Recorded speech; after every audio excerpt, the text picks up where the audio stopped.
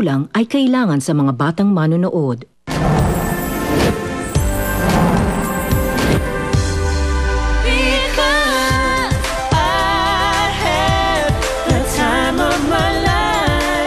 Gising ka na, anak. Hinihintay ka na ng tatay. Miss ka na ng tatay. Sa kalagayan mong yan, nasabi mo pa rin ang katotohanan kay Lisa? Niloloko mo si Lisa. Huwag kang makialam dito, pare. Mamili ka. Ako magsasabi kay Lisa. O sasama ka sa akin. Aaminin mo sa kanya ang totoo. Greg, nanliliit ako palagi sa kung paano mo ako tignan nung lumabas yung fake scandal tungkol sa panlalaki ko. Yung pala, ikaw itong may ginagawang kalokohan. And of all people, kaibigan pa ng anak mo. Sa totoo lang, Lisa. Ikaw ang may kasalanan nito eh, kung bakit ako naghanap ng iba. Lagi na lang inaatupag mo, yung show mo, yung karir mo. Ikaw ang nagkulang. Pwede ba, Greg? Huwag mo ang ibintang sa akin ang pagiging unfaithful mo. Bakit sa tingin mo ako? Hindi ako nagkaroon ng temptations? Artista ako, nasa showbiz ako, Greg, di ba? Marami nagpaparamdam sa akin, maraming lumalapit sa akin, pero ni minsan, hindi ko inisip na magloko. Because we made our vows. Because I respected this marriage. Pero ngayon, malino na sa akin ang lahat. Wala namang palang sa yung kasal na yun. Dahil ikaw mismo, hindi mo mapanindigan. God, tapusin na natin to. Maghiwalay na tayo kung ganito din lang, Greg.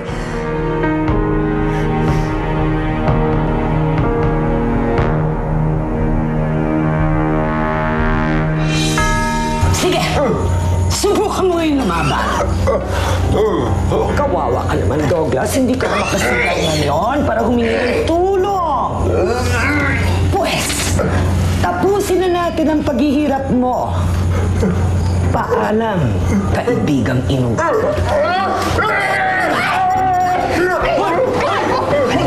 Pintiwan mo ako! Pintiwan mo ako! Sino ka ba? May sakit na nga si Mang Douglas na i-revenge ka pa dyan!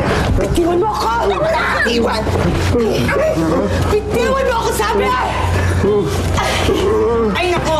Mga kapitbahay! Mga kapitbahay! Tulungan niyo kami! May gusto po kami kay Mang Douglas! Tumawag kayo, mga pulis! Mga kapitbahay! Sinabi pintiwan mo ako! Hindi ako papayag sa gusto mo, Lisa. Sa tingin mo, Greg, may karapatan ka pang pigilan ako pagkatapos ng ginawa ko. Tama na. Sinira na ang pagsasamang ito. Sinira mo! Baka naman talagang ganun ang gusto mo. Para magkaroon ka ng oras sa lalaki mo, puro ka nalang sisi sa akin. Akala mo ba hindi ko napapansin? Na hanggang ngayon, mahal mo pa rin si Fred?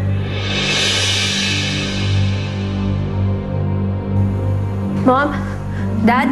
What's going on? What's going on? Iiwan na tayo ng mami mo. What? No, Mommy. Sabi mo sa akin, hindi totoo yung sinasabi ni Daddy. I'm sorry. I'm sorry. Mommy! Mommy! Sorry! Sorry pa to sa kanina. Sorry na patawain mo. Huwag mo ko iwan mo. Wala, Mommy. Daddy, tingnan mo si Mommy. Mommy, huwag mo ko iwan doon. Mommy. Mommy. Zaira. No, please. Zaira, I'm sorry. Mommy. Zaira, makinig ka sa akin. Dahil sa daddy mo kaya ako aalis. Hindi dahil sa'yo. Hindi ikaw ang dahilan na. I'm sorry. No, Mommy, no.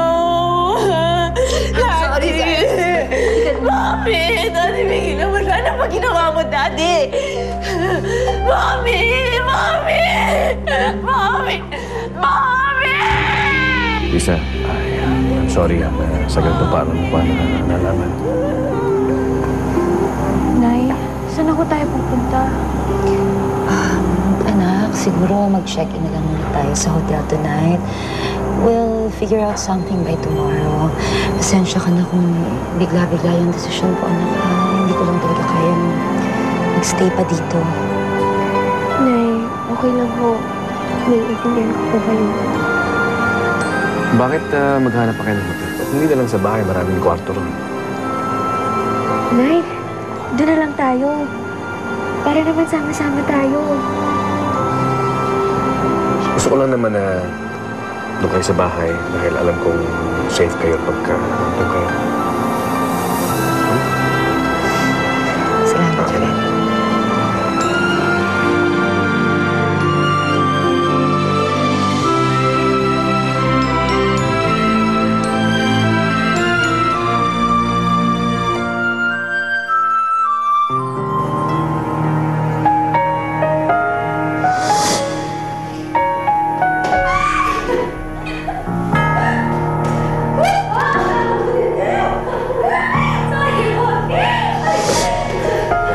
Ikaw pa rin ang pinakamagaling dahil ikaw ang dancing queen. Pero hindi lang naman ako ang magaling dito sa bahay ko. Ikaw din, Zaira. Kaya kung ako ang dancing queen, that makes you my dancing princess. Hindi kita magpapalit kahit kailan. Kahit kailan. Kahit kailan. I love you.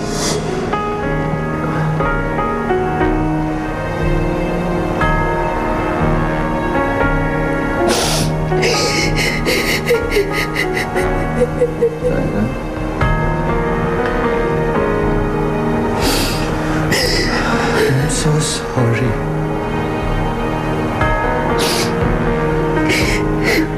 Wala na si Mami. Iniwanan niya tayo.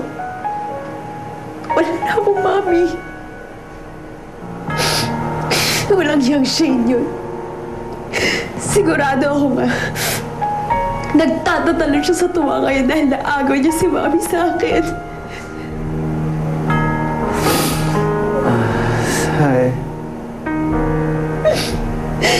hindi kasalanan ni Shane to. Kasalanan niya, Daddy. Bakit hindi niya pinigilan si Mami? Bakit hindi niya kinuha si Mami na magstay? Dahil ang totoo, gusto niyang masolo si Mami. Ako lang ang anak ni Mami all these years. How dare she come out and steal everything from me?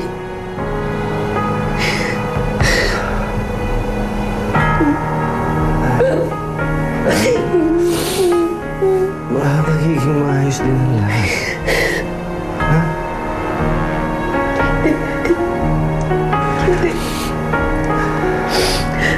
Wala na akong Mami. Wala ka ng asawa. Wala na akong Mami.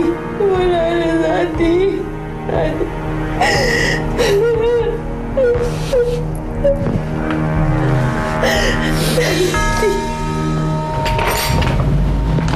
Tulog na siya. Alam mo, Fred, hanggang ngayon hindi pa rin ako makapaniwala. After all these years, magkasama na kami ulit ni Shane. Ni Lisette. Kaya kahit na anong pang nangyari sa amin ni Greg, ang importante sa akin, magkasama na kami ulit ng anak ko. Lisa, yung tungkol pala sa sinabi ni Greg. Galit na galit ako sa'yo noon. Sinisi kita sa pagkamatay ng anak natin.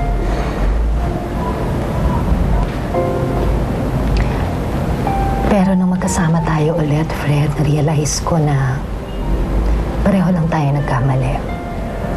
Pareho lang tayo nasaktan.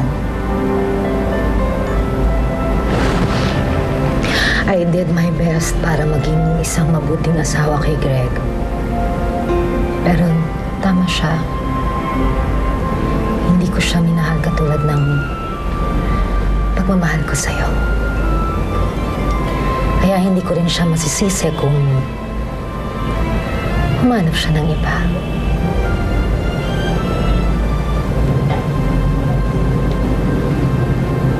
No, Lisa, it's not your fault. Kung naging unfaithful siya sa'yo. Kung ano man ang dahilan niya. Walang excuse para maging unfaithful. You don't deserve this.